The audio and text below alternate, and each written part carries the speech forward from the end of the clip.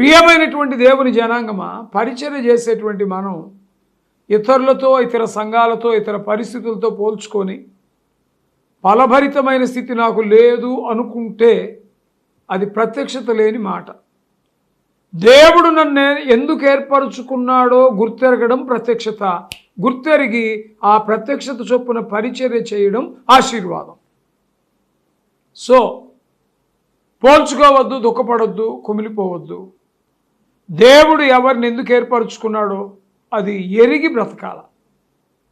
శరీర అవయవాల్లో కాలు చాలా పెద్దగా ఉంటుంది, కన్ను చాలా చిన్నగా ఉంటుంది.